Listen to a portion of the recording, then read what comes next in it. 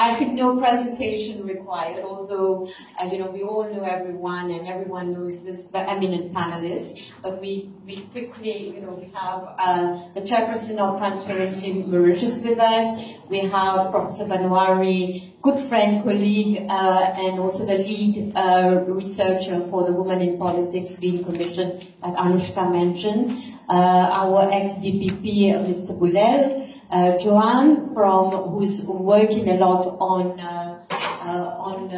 political literacy and political education among the youth. I think this is a segment that we need to really engage. And, you know, there are certain, you know, stereotyped understanding that your youth don't care about politics, but what we saw in Senegal, you know, it's a youth who pushed the whole change there. I mean, and then I have my co-moderator and colleague, Dr. Changana. So I think we will get the ball rolling, and we have a first question for Mr. Boulel. And I just wanted to probably rebound on what Rama said about, you know, the Constitution. When you look at the Constitution, there is just one word, no discrimination in terms of sex, you know, and there's not even the word gender there. And Schedule 2 actually identifies the whole idea of ethnic representation through, you know, the best loser system, and the suggestion around, you know, how can the Constitution become more gender sensitive? That would be just maybe the first round of questions. How do we make the Constitution much more inclusive and ultimately diverse? How do we change the language? How do we create a system that we can sort of, I know that there's been a lot of discussion about, you know, a second constitution or a revamped constitution. So maybe your initial thoughts to just kick the conversation around the idea of inclusion in the constitution. Well, good morning. And thank you for this invitation. It's a learning process for me also. It's a difficult question. How do you get the Constitution to be more inclusive? Amending the Constitution is itself a huge step, because we have special procedures to amend the Constitution. We need 2/3 or 3/4 majority in the Parliament, and it's not something which you can take for granted. And besides this, we've just mentioned that gender parity, although we get the stick now and then from human rights international organizations, is very down the list of priorities for any government, because they're faced with other challenges. And whether we like it or not, we still suffer as a nation, as a government, this patriarchal attitude in our daily life, day to day, doing of things, whether at workplace or, you know, whether you meet on social occasions. We still face this. People take things for granted. Take things for granted that there are certain things not meant for women. Politics, it's too rough, too dirty, too ugly. And so these are things which really hinder the progress towards this. I was just going to probably sort of, you know, there are two countries in Africa, and we always try to sort of define ourselves like the champion in Africa or the best driver in Africa. But Kenya and South Africa are two very interesting examples of, you know, countries that have really reinvented and redefined their constitution. And when you talk to a Kenyan, I mean, even the person who helps you in her home, she understands the Constitution. So this has been a process of really inclusivity, of understanding the language, the whole process of where are you part of the Constitution. You think that's something that is lacking in Mauritius, and also maybe when people understand the Constitution, they become their own drivers, because I think today we're talking a lot about being champions, and I think Rama mentioned time is for action and for stop whistling and start sort of making things happen. So would people-driven approaches, because I think 2 years after SACS, discussions remain within the realms of a small group of male-dominated groups. How can people be the changers in this process, taking examples from the continent? Ugaya, you mentioned 2 countries which came up in very recent time with new constitution based on social, economic, and political upheavals which triggered this, the implementation of new constitutions. Even in Kenya, of course, South Africa was after apartheid, in Kenya was a very long process. And they've managed to modernize, very inclusive constitution. But in Mauritius, since 1968, we've had a total inertia, a constitutional inertia. We've never even contemplated of setting up a constitutional review commission. I mean, apart from the occasional papers from the University of Mauritius, a few, Jacques Bizal is one of the rare people who have a group of sections. So bravo, Mr. Bizal. That now the Resistance Alternative is trying to group all the political. We've never had, as you say, any serious debates about how to revamp or more inclusiveness in the Constitution. I remember when I worked on the Equal Opportunities Bill, when I was Parliamentary Counsel, I insisted on adding the word sexual orientation on the grounds of just gender discrimination. And I knew how much resistance I was faced with trying to bring it up, because one of the, we know that at the time in UK, which had introduced its bill itself, these were issues that were being considered, but it's a long process. It's going to take time, but what you are doing is perhaps the first big step in a long road. So, I think you wanted to say something. Yeah. I think we have a problem with our constitution, because what it says is that there should be no discrimination regarding gender. But it doesn't say that there should be parity between males and females. That's a big difference.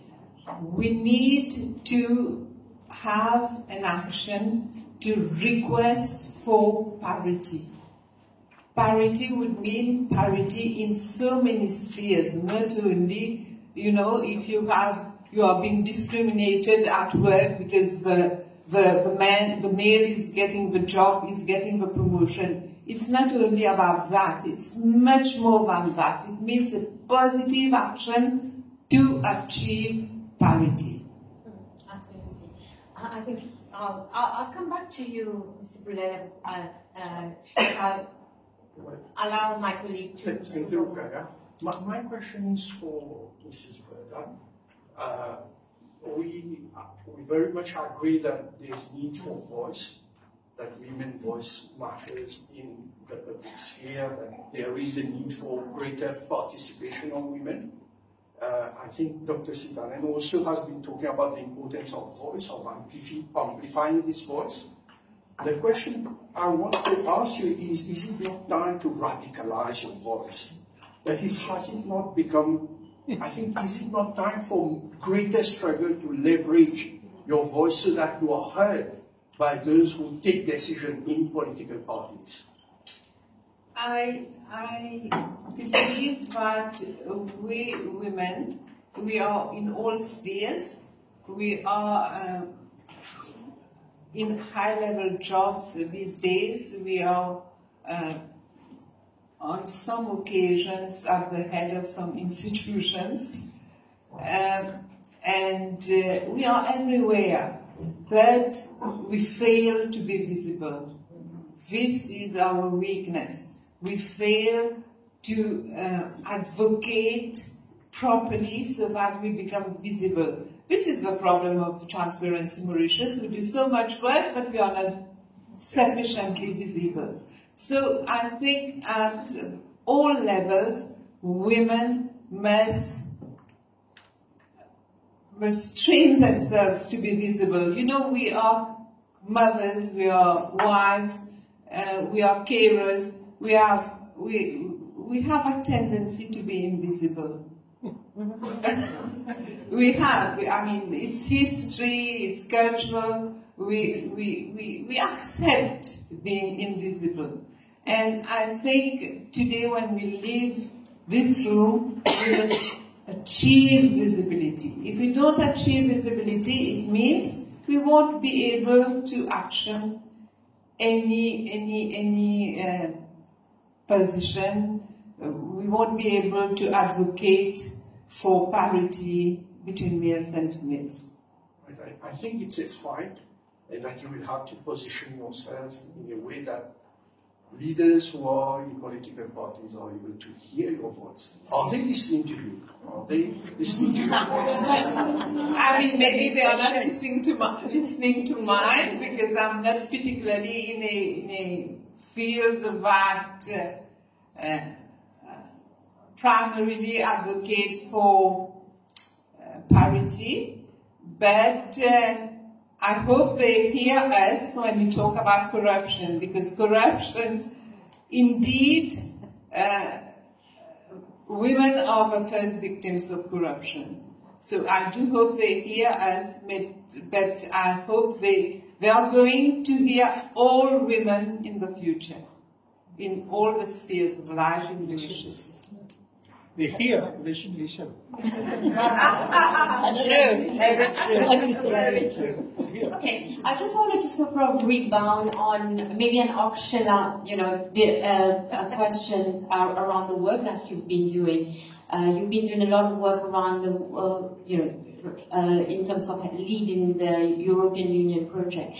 And as we've been here in 22 years down the road, Sachs came and it talked about a grave democratic deficit, the woman underrepresentation. And I just wanted to sort of very curious about what are the trends you are seeing, what are the voices? Is it the same, lamentation about, that we've heard 22 years ago? And what has changed in the willingness for women to want to be the drivers of change? Because I think it's also in the mental and in the culture in terms of the change, because it's interesting what Rama showed, that in certain countries like Rwanda, certain countries like Cuba, the UAE, these are not democratic countries. So is it that a strong leader decides, and then that's how women are put and fielded? I'm not sure. So I was just wondering, what are the trends you are seeing, Sheila, and then we'll come back to it.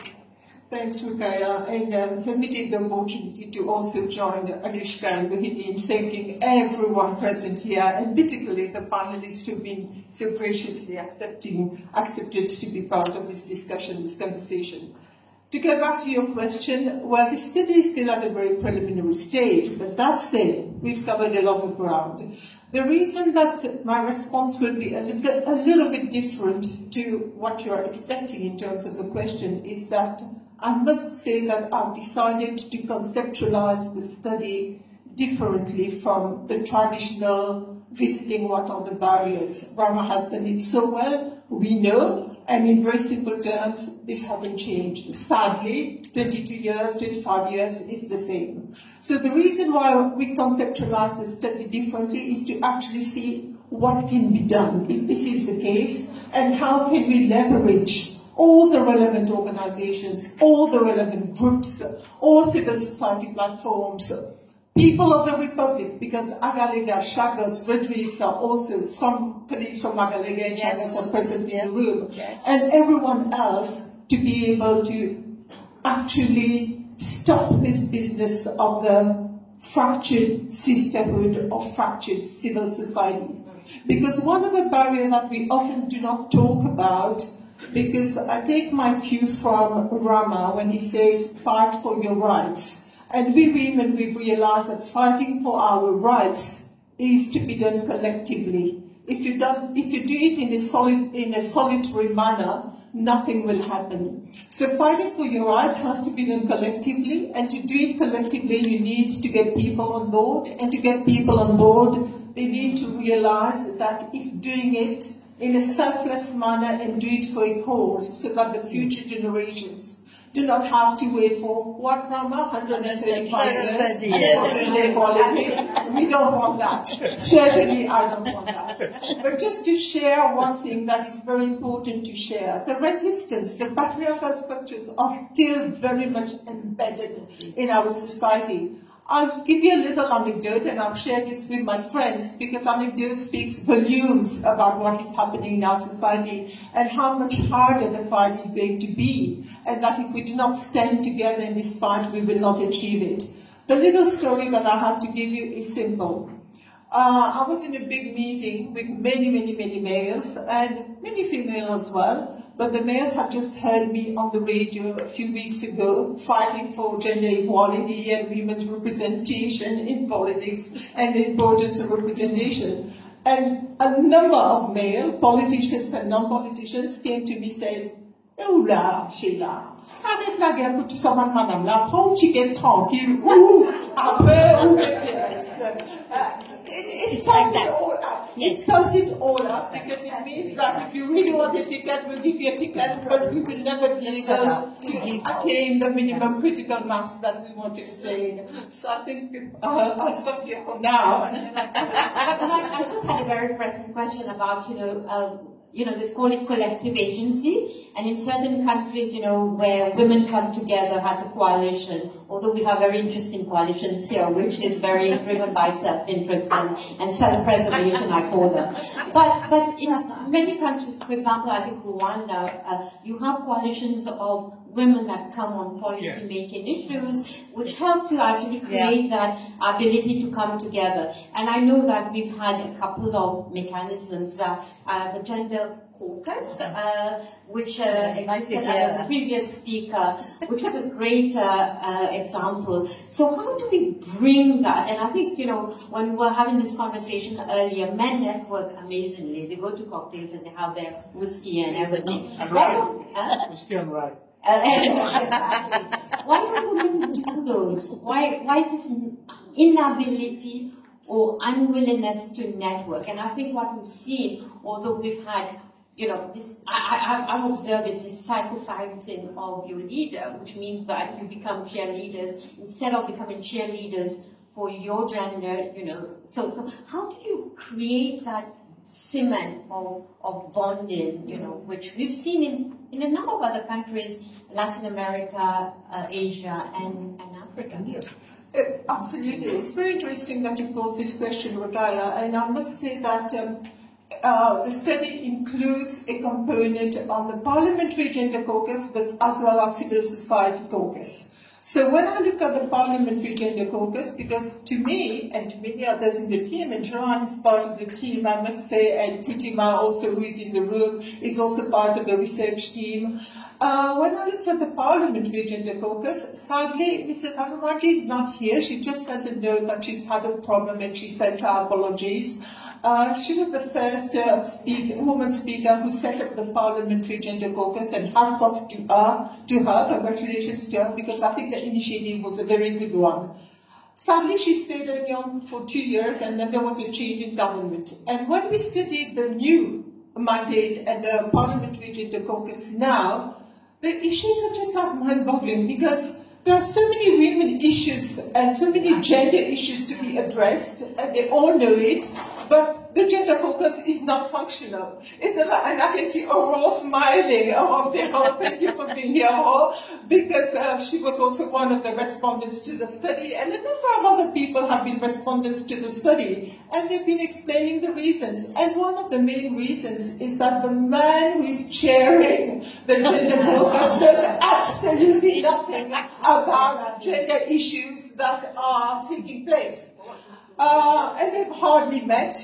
So we have a parliamentary committee which is not really working on the issues that it is supposed to be working on. And when it comes to civil society, we have other kinds of issues. And this is where my plea, my personal plea is to people in the room and outside the room. I think we are still very divided as a civil society, as the potential of the women's movement. There are beginnings, there is a lot of energy in the right direction, but we still have a lot of work to do to be able to get this togetherness on board. But togetherness on what? Not in terms of only presence, in terms of ideas. Because when we are talking about a politics of representation, I'm one of those who always say we are not only about numbers, and I like the point that Rama made about the fact that we need to have the optimal use of our resources. Our resources are scarce, brain drained, and the aging population, and our women pool of people, including the men, we have a huge pool of talent, and it's not being used enough. So collectivizing, getting people on board, sharing the ideas, but also wanting to transform society for the better, for the common good, is something that we women have to work on, and hopefully enough the study, which will finish around May, June, we'll have some more precise findings to share, and I hope that you'll all be there to be able to share those findings. Before allowing us again to go to Rowan, I'm a democracy scholar, and I cannot not ask you about transparency and accountability. I'll be failing my willingness to and wanting to ask you. You are the chair of transparency, and you talked about corruption has been one of the on the regular. I think the mic is not working. So, and we've seen Mauritius, have this democratic sort of decline. I would say more than a decline. It's like but I won't go into those details of the VDM and everything else. But you are Transparency Mauritius. How do you sort of bring to the conversation, because it's all also about advocacy, and you mentioned as again asked you the question about our voice not being sufficiently heard, whether it's been in the media or whether people know about what transparency does. So how do you sort of elevate, amplify the whole work around transparency, because it's about democratic consolidation today, So how do you unlatch that? At the level of Transparency Mauritius, but also at a regional level, that is the African continent, and also at a global level, that is internationally. Transparency International, with its local chapters, work a lot on the exercise, the precise exercise of democracy. And one of the elements of the exercise of democracy is fair and free elections. And from the concept of fair and free elections, you have the element that there must be parity for women participation in politics. And Transparency International has research on that. And one of the hurdles that women in politics, in addition to the bias that they have difficulty to get a candidacy, there is the access to political financing. If you don't have the finance, especially when you are a woman, because you don't dine with whiskey, you don't wine, you don't go and play golf, you don't have the network to get the money. So when you don't have the money, it becomes more difficult to be a candidate for elections. Transparency Transparency Mauritius will soon launch a campaign to tell people not to sell their vote.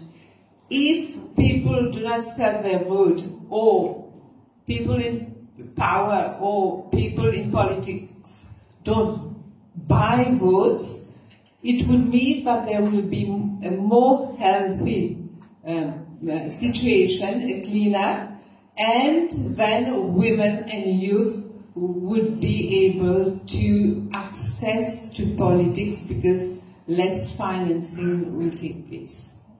Dirty financing. I mean, thank you. Thank you so much. I have a question to Joanne. I think there is a trend which is quite worrisome at the moment. When you look at electoral campaigns, you can see that they are very toxic, right? It's not only against women, it is very much about hate speech, it is very much about offense. And does this trend, have you been thinking about this trend as a young politician, as a would-be politician? Has this trend been worrying you? And do you think that probably there is need for advocacy, even for instance, in terms of a code of conduct during campaigns, so that women are not on team, that women are not insulted, but that people are treated fairly and in a respectful manner? So, thank you very much for this question. I think in the age of social media, this definitely, we're seeing a lot more of polarization in terms of, if you don't think the same way, if you don't share my opinions, then people tend to lash out at people, and I think that's unacceptable on so many levels. I think the response to this would be that we need to be thinking about political literacy. If we educate people about what politics is all about the importance of healthy debate, about the importance of coming together regardless of your political affiliations, your views on a number of issues that affect a range of people in society, that would really make a difference. And that's not necessarily what we're seeing today. And I think it all boils down to our educational system. In many countries, like India, where I studied, politics is taught at secondary level. That is not the case in Mauritius, at least not in public schools. I attended a public school, and that was not the case back in the days. It seems like a long time ago. And should we? I think we should reconsider this, and I think we should prioritize political literacy, because I think that would really make a difference in terms of how we interact with one another. I just want to add one word on this, because it is to do with the study, because I have been interviewing a large number of respondents, large numbers of people on the question of barriers to entry, both men and women. The interesting thing is that many young women that I have interviewed personally for this study are saying, well, we want to do politics, we want to join politics, but one of the main hindrances, one of the main obstacles is this dirty language. It's intolerable, we just can't bear it, our families don't want us to join politics. Once it is easy for Rama and I to go and find these 30 candidates, I'm sure we can bring them. We don't need a torche.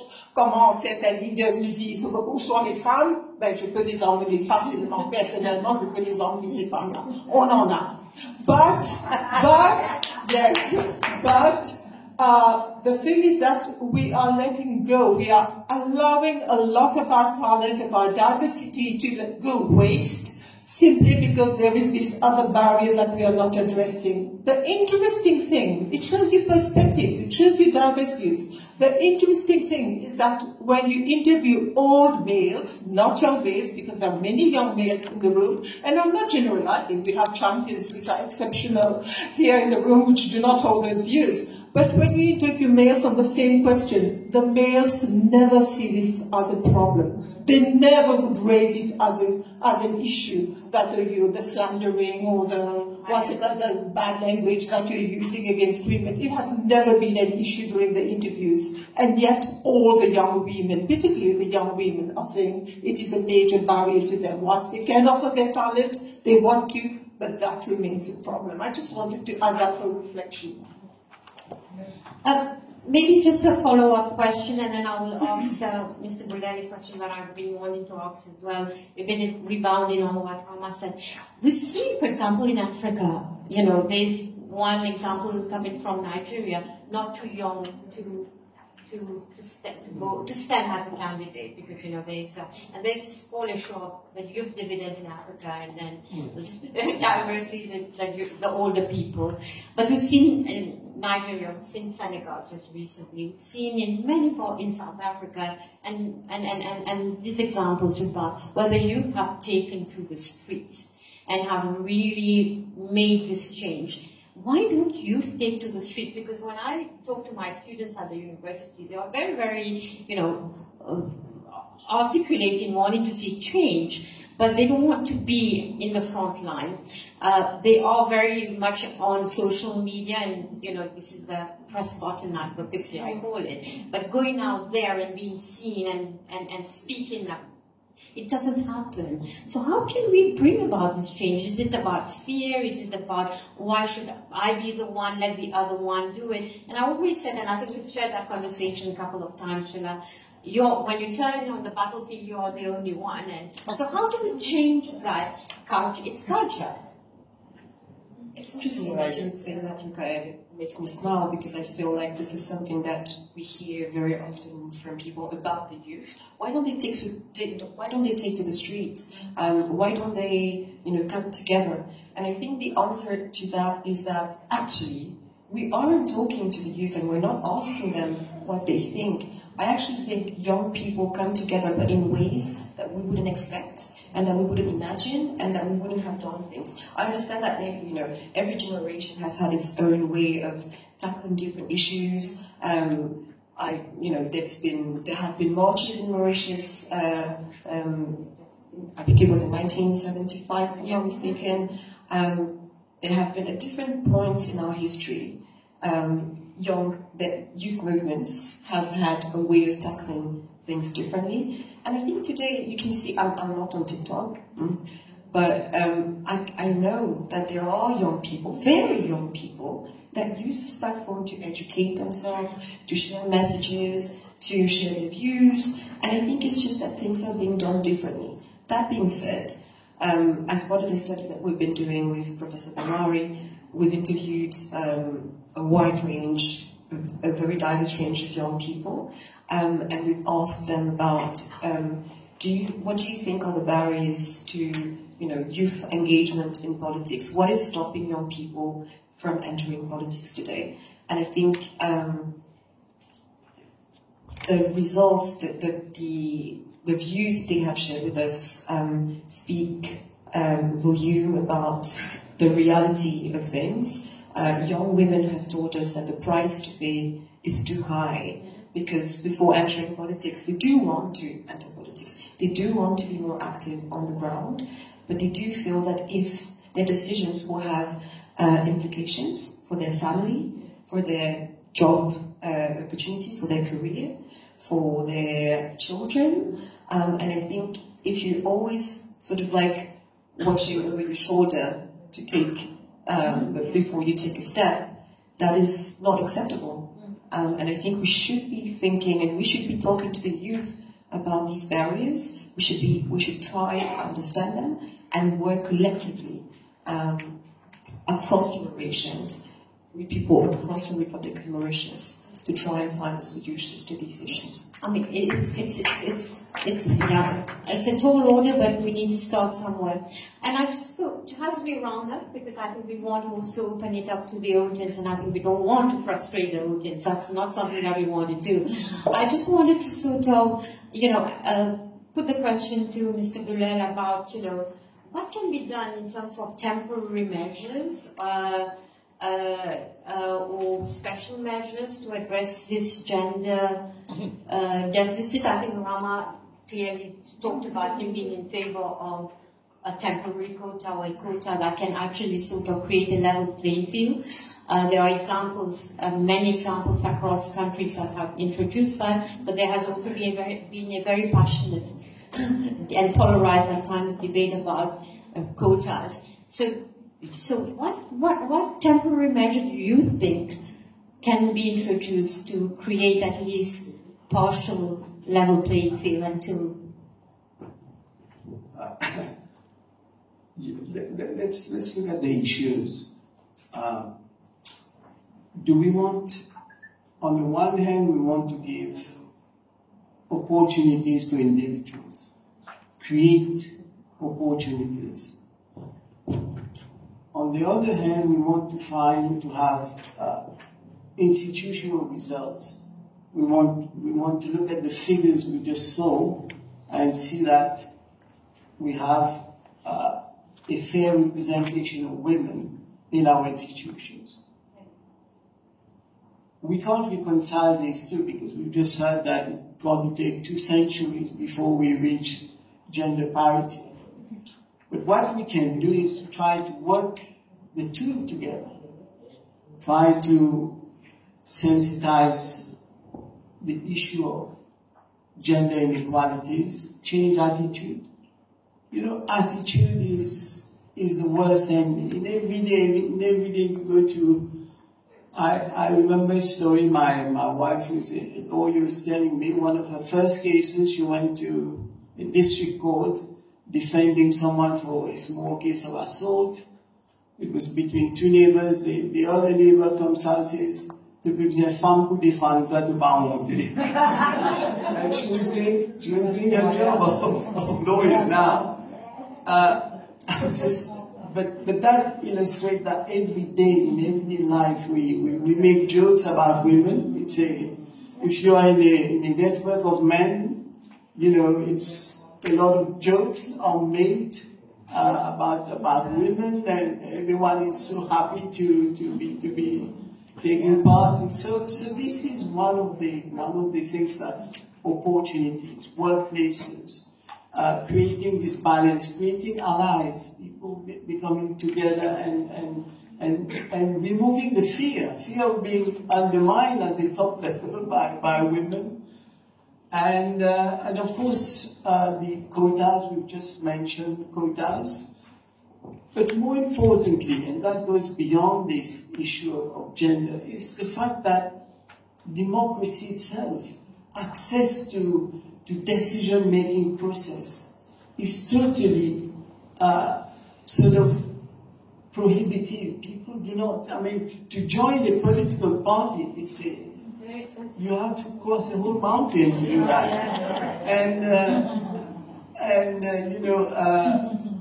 So I think if we make a survey of how many young people are joining political parties, you will find more joining animal welfare organizations. They feel more sort of useful, more they're going to be with group. But politics is something, so it's a closed circle. It just, you know, I don't want to say more what is happening. It's so fossilized. It's so fossilized that opportunities and emergence, how do, in any decent places where you have structures of political parties, people join, they evolve, they grow, they mature, they understand, they argue, they debate, they take part, and then of course they feel that with their ideas, values, morals, and they can make a change to society. But as we just heard, people on the eve are being asked to look at certain quotas and to match certain. We are obsessed in Mauritius since independence with this dichotomy of ethnicity. Yeah. It goes beyond gender. This ethnicity issue is still sort of clogging our reasoning of emerging as a nation.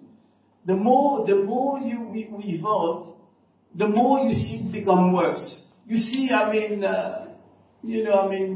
to key persons in this country, key positions in this country are occupied by colonial office.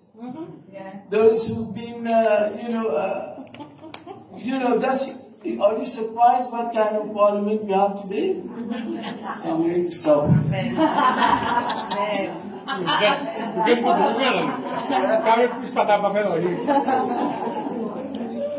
Shana, I mean, what Mr. Boulel said is extremely interesting, and it actually talks about the reality of our political culture. But, you know, then I remember 15 years ago, we did a political party, actually it was International Idea, Ocean and ISA, and we went to interview political parties, I remember, it was 2005. And political parties tell you, well, we have system structures there, and two structures and systems that exist, which is supposed to be one for women and one for youth, or youth wings then, and women wings. But what's happening? Are these not functioning? Do they not percolate to the top? Or are they fossilized? Thank you so much for this question. Sorry, that's all right. You can laugh.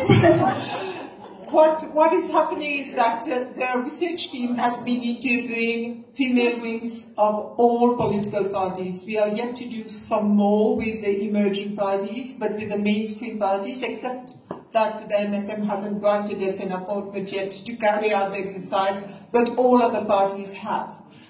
There is a lot of energy, a lot of room, a lot of possibilities and opportunities within the female wings of the political parties we found, but we also need to strategize. And the strategizing is perhaps not sufficiently done into how we can become a lobbying force on this particular question. And we have some answers to it.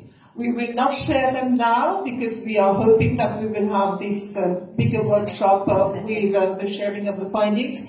But the point that you make on the youth, and I'd like to congratulate all the youth that you've seen on the videos, all the young people we've interviewed as well for the study, and many more who have not been part of the videos. Some of them are in the room. Bravo and thank you. But when you listen to the youth on the videos, and when we've heard the comments made by Satyajit and Joanne, it's very important to realize that many of the youth who are outside the formal walls of politics, who are not, we call them youth outside the walls of politics, that's what we call them. They are contrary to what people think. They are most interested in politics, they are willing to participate in politics, but they simply don't see the platform. They don't want to see these people. They tell you that these people are not people who can represent them, and they also add that there is no space being created for them within those political parties.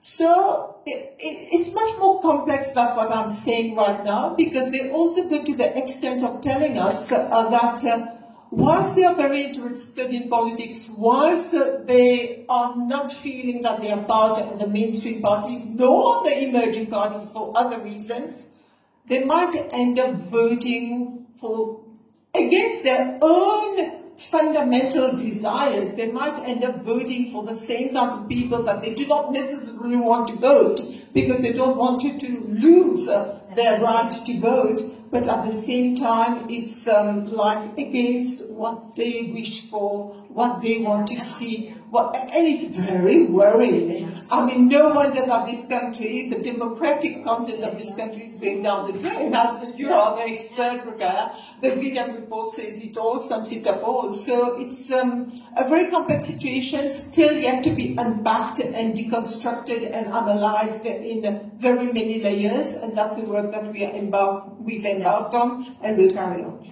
I think you wanted to rebound on what Mr. Boulel said, Ravanya. You know, at the level of transparency, Mauritius, when we engage with youth, many times they tell us that they have no hope. And we are very worried about that. but they have no hope. And when we ask them why they have no hope, they say that they do not agree with nepotism. And we all know that these days nepotism has gone to a level that it has become state capture. In all institutions, people are just being yes people. And most of those nominations are males. We seldom see women being nominated as a result of nepotism. You just have to have a look at who are the people who were decorated. They're mostly males. So we must advocate for parity in all spheres, not only in the political sphere, that's most important, but in all spheres of life. Absolutely, this is a round of applause. So what we've seen, and how we're going to open up is women are and youth are the great, in terms of impunity, a culture of impunity, a culture of money politics, a culture of ethnic sort of fragmentation, nepotism, lack of accountability. So this is really a call for action, guys. We need to be able to sort of, take things in hand. And I think this petition is really very important because petitions have worked in many parts of the world. So I think we need to really, step on that. So what we're going to do is I'm going to ask Rama to come and join on stage because we're going to open up. But before opening up, we have. I think Shireen has left. Is she left? Yeah, she had to go. Yeah, she had to leave. So we've got Mrs. Bapu with us here. And, Mrs. Bapu has been, I think for a long time the Minister of was it Women's Right and then right and then to gender, the change in thematic. And I think, what we would want you, Mrs. Bapu, if you would like to share your experience with us, about your time there, and maybe what can be done, because today really what we want is a clear action driven, that we don't want to be sitting here, whether in 135 years or in another 22 years, talking about the same issues, because that's not going to make any difference. So what are your experiences and what could you share with us in terms of the way forward? Maybe 3 to 5 minutes, and remain seated if you wish to do so. So you would help the camera. Yeah.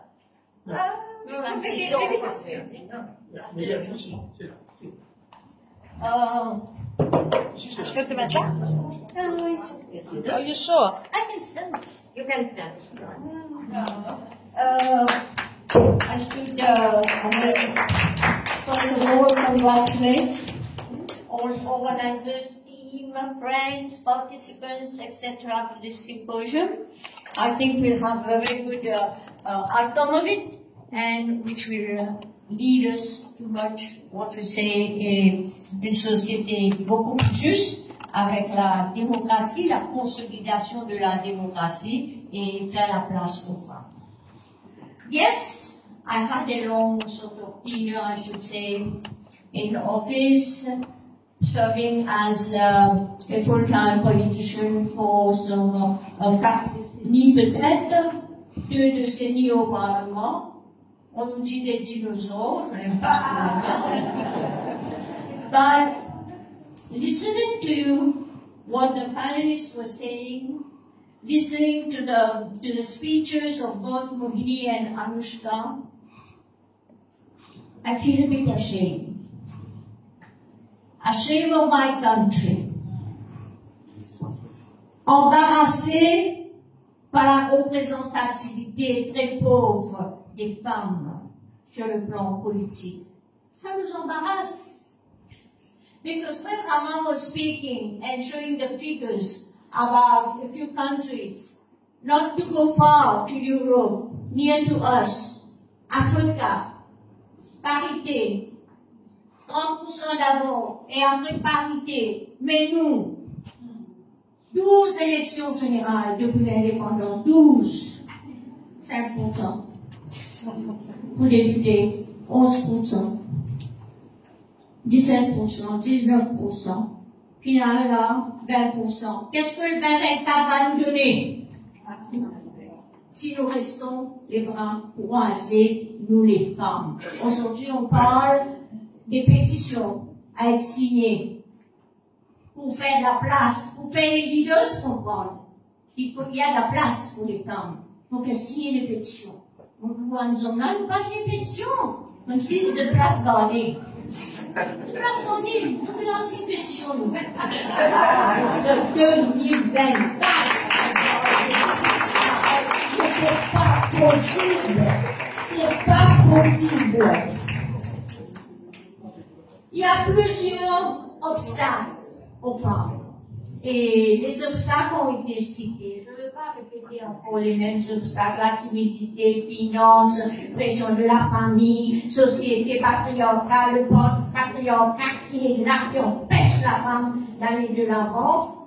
Mais le point final, c'est nos partis politiques. Nos partis politiques. Gouvernement, opposition, extra-parlementaire, tout pareil.